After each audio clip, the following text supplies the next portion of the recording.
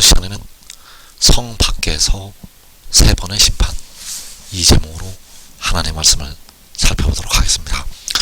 성 밖에서 하나님께서 이방 나라들의 군대를 심판을 하시게 됩니다. 그래서 이 시간에 성 밖에서 세 번의 심판, 이 제목으로 하나님의 말씀을 살펴보도록 하겠습니다.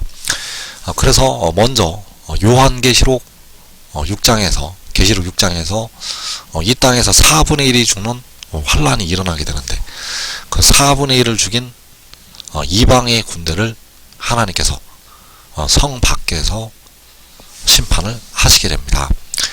그리고 두 증인, 전 3년 반행이라는 두 증인과 그리고 후 3년 반에 성도들을 죽인 그 짐승과 짐승의 군대를 하나님께서 역시 성 밖에서 심판을 하시게 됩니다. 그리고 천년왕국이 지나고 하나님의 성을 이어사는 곡과 마곡의 군대를 하나님께서 심판을 하시게 됩니다. 그래서 하나님께서 그 이방 나라들의 군대를 심판하시게 되는데, 이 이방의 군대, 짐승의 군대, 곡과 마곡의 군대가 전부 이방 나라들의 군대가 되겠습니다. 그러나 먼저 하나님께서 계시록 6장에서 4분의 1을 죽이는 그 이방의 군대를 심판하시게 되고, 그리고 짐승의 군대를 심판하시게 되고, 그리고 곡과 마곡의 군대를 하나님께서 성 밖에서 심판을 하시게 됩니다. 그래서 이방의 군대, 계시록 6장에서 4분의 1을 죽이는 이방의 군대를 심판하시게 되는데, 그 이방의 군대는 요한계시록 7장에서 심판하시게 됩니다. 그래서 그 이방의 군대를 심판하시는 장소가 바로 여호사밧 골짜기가 되겠습니다.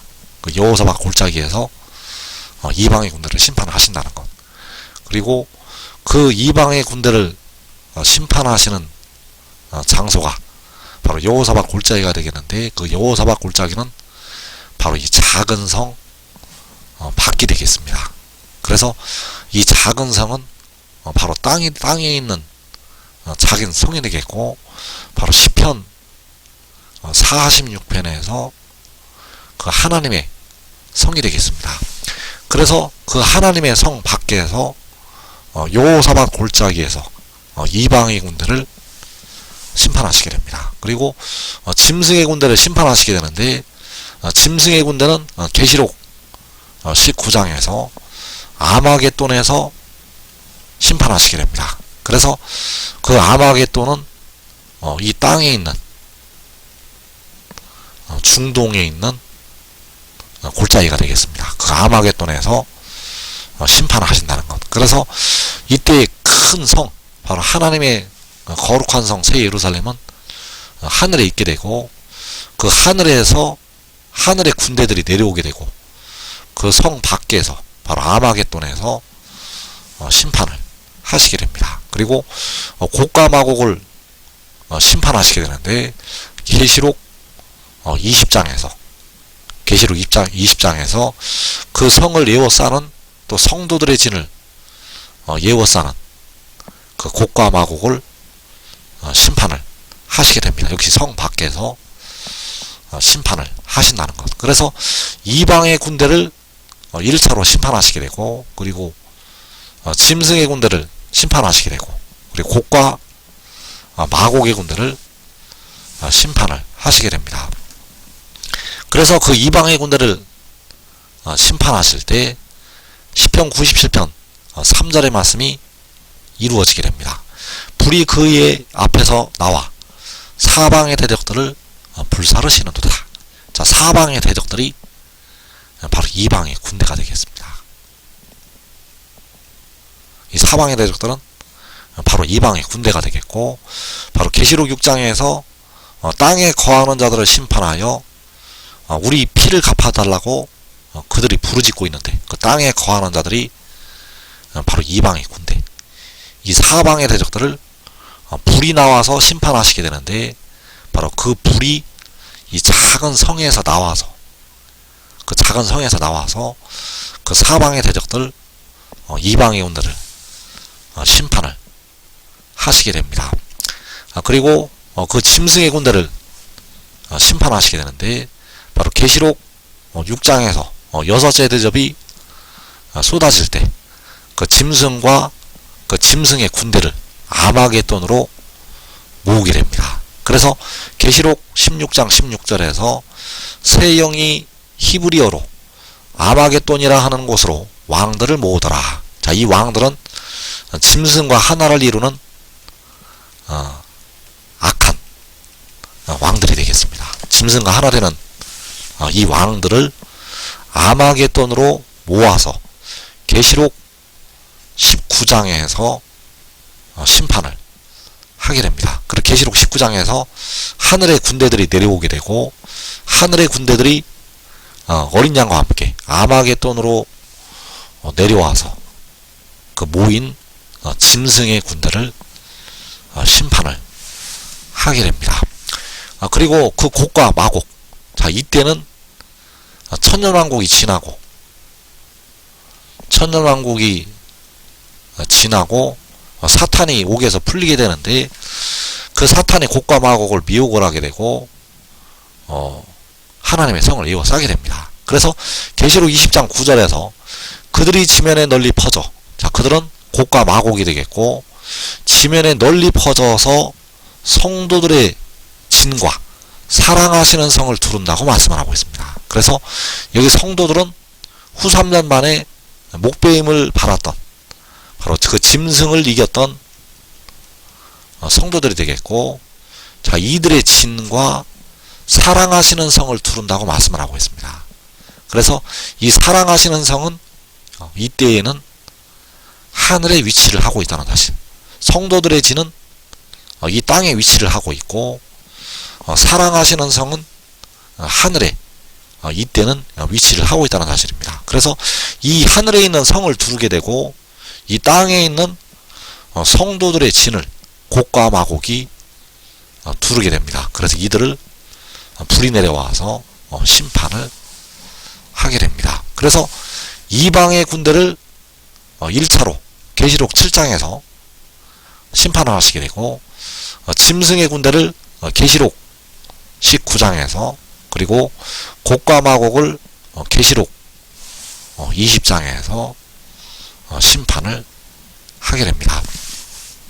그래서 계시록 6장에서 4분의 1을 죽이는 이방 나라들의 군대를 하나님께서 심판하시게 되는데, 자, 이것이 우리나라와 무슨 관계가 있는가 하면, 4분의 1을 그 이방 나라들이 죽일 때 우리 한국이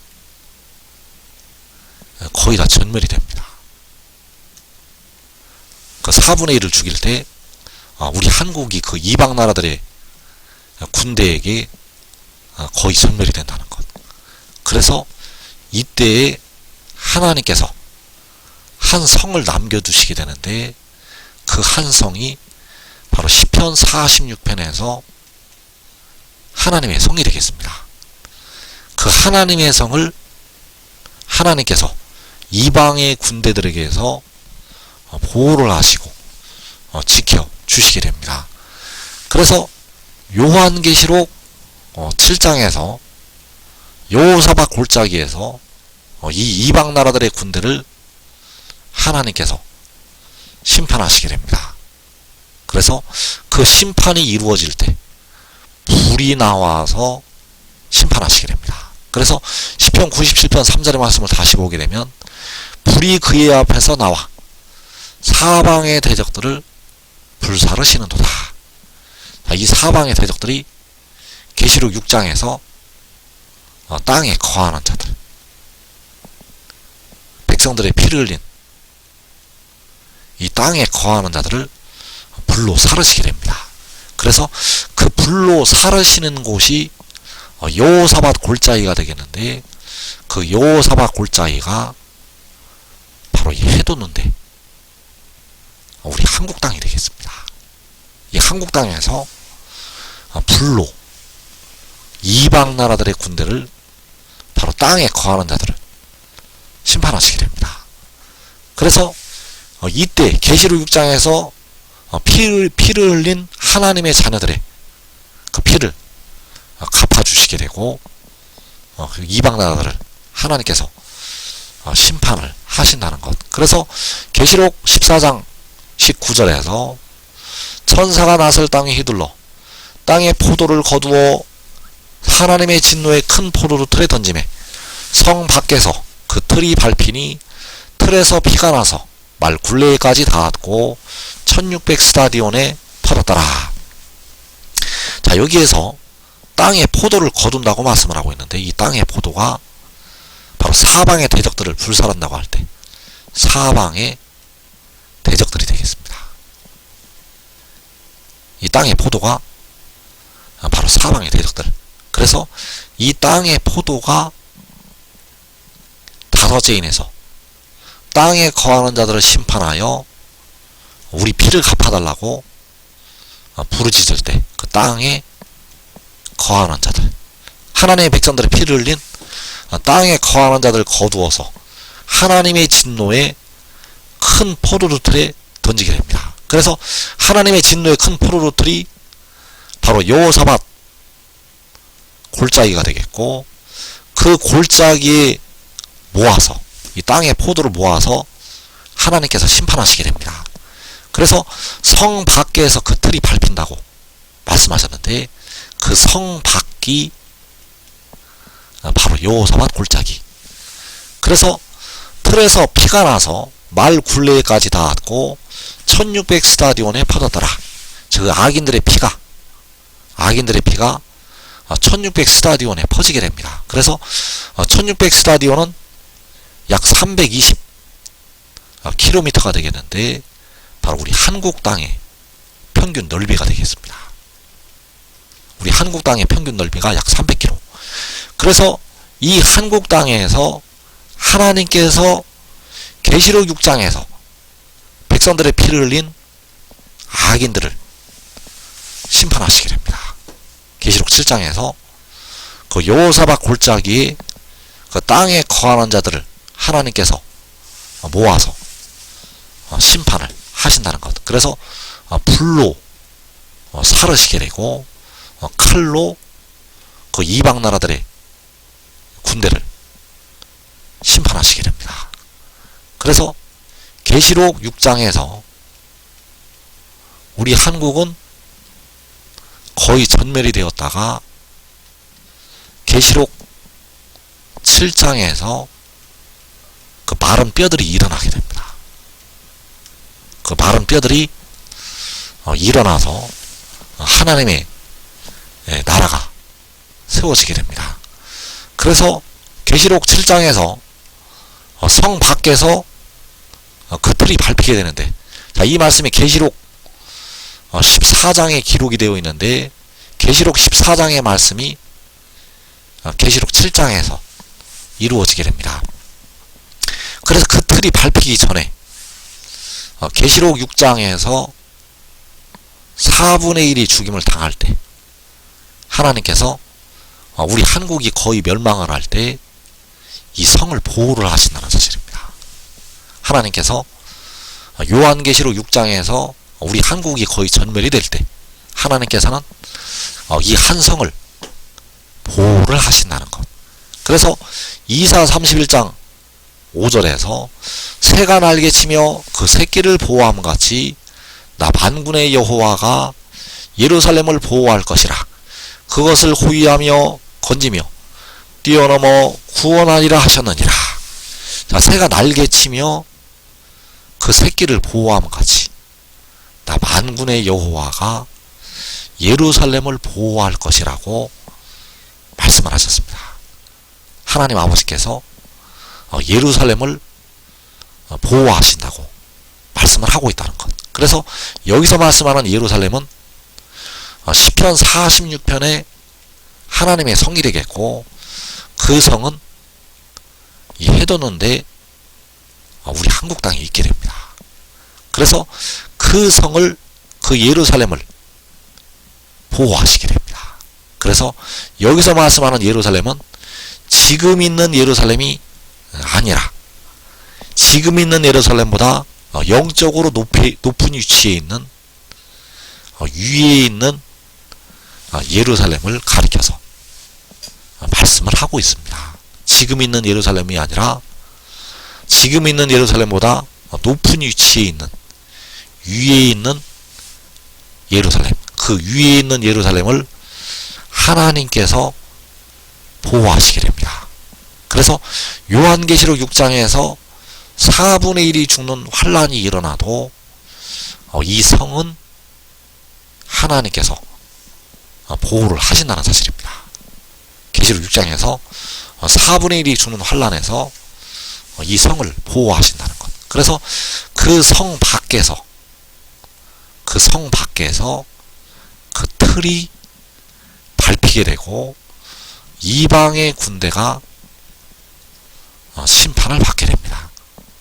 계시록 6장에서 4분의 1을 죽인 4분의 1의 피를 흘린 이방 나라의 군대, 이 땅에 현재 인구가 70억이라면 17억 5천을 죽였던 17억 5천을 죽였던 그 이방의 군대를 심판하신다는 것. 그래서 그 심판을 하실 때 사방의 대적들을 불로 사르시게 되고 역시 칼로 그 대적들을 하나님께서 심판하시게 됩니다. 그래서 이사 31장 8절에서 아수르는 칼에 엎드러질 것이나 사람의 칼로 말미암이 아니겠고 칼에 삼켜질 것이나 사람의 칼로 말미암이 아닐 것이며 그는 칼 앞에서 도망할 것이요 그의 장정들은 복역하는 자가 될 것이라. 자, 칼 앞에서 그 아수르가 도망한다고 말씀하고 있습니다. 그래서 이 아수르가 바로 이방 나라의 군대요, 이 아수르가 사방의 대적들, 그 대적들이 칼에 삼키게 되고 칼 앞에서 도망하게 되는데 사람의 칼이 아니라고 말씀을 하고 있습니다. 그래서 이 칼은 바로 여호와의 칼이요 그 여호와의 칼 앞에서 이방의 군대가 심판을 받게 됩니다. 그래서 하나님께서 그 불로 그 칼로 이방 나라들을 심판하시고 하나님의 자녀들을 환란에서 건져 내시게 됩니다. 그래서 그 환란에서 나 만군의 여호와가 예루살렘을 보호하신다고 말씀을 하셨습니다. 여호와께서 예루살렘을 보호하신다는, 그러나 지금 있는 중동의 예루살렘이 아니라 지금 있는 예루살렘이 아니라 해돋는 데 있는 하나님의 성을 보호하시게 됩니다.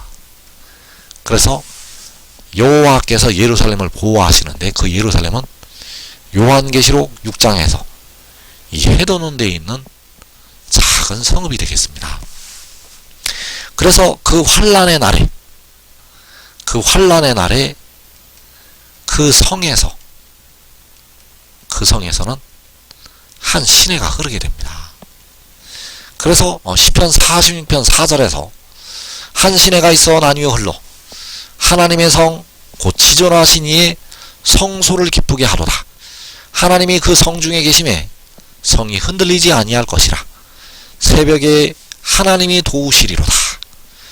하나님의 성을 기쁘게 한다고 말씀을 하고 있고 하나님이 그 성 중에 계신다고 말씀을 하고 있습니다. 그래서 이 성 밖에서 그 틀이 밟히게 됩니다.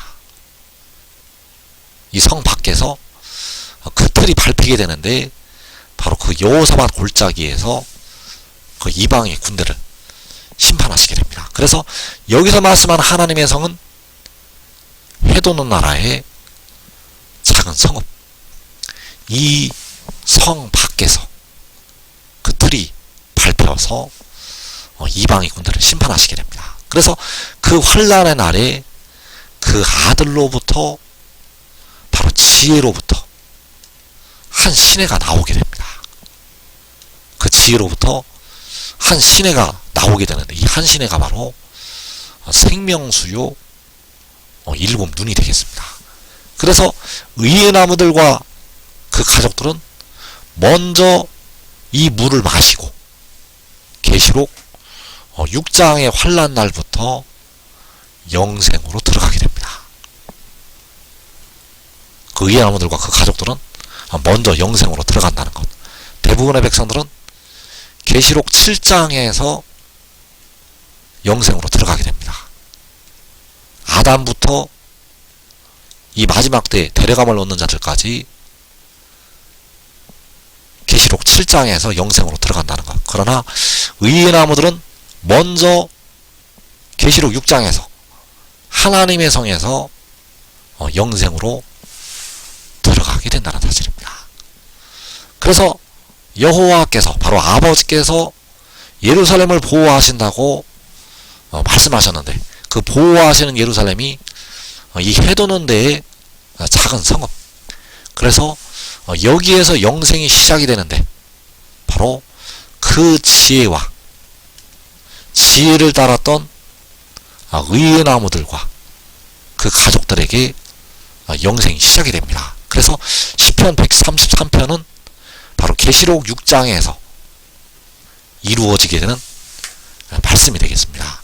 보라, 형제가 연합하여 동거함이 어찌 그리 선하고 아름다운고, 머리에 있는 보배로운 기름이 수염 곧 아론의 수염에 흘러서 그의 옷깃까지 내림 같고, 헐몬의 이슬이 시온의 산들에 내림 같도다. 거기서 여호와께서 복을 명령하셨나니 곧 영생이로다. 자, 여기에서 형제들을 향해서 하나님께서 복을 주시게 되는데, 바로 영생의 복을 주시게 됩니다. 그래서 여기서 형제들은 지혜와 지혜를 따랐던 의의 나무들과 그 가족들, 자, 그들에게 영생을 주시게 되는데, 바로 이 보배로운 기름을 그 아들의 머리에, 지혜의 머리에 부으시게 되고, 이 헐몬의 이슬을 의의 나무들에게 부어주시게 됩니다. 그래서 이 보배로운 기름이나 헐몬의 이슬은 바로 생명수요 7 눈이 되겠습니다. 그 7 눈을 그 지혜의 머리에 부으시게 되고, 그 7 눈을 의의 나무들에게 부어주시게 됩니다.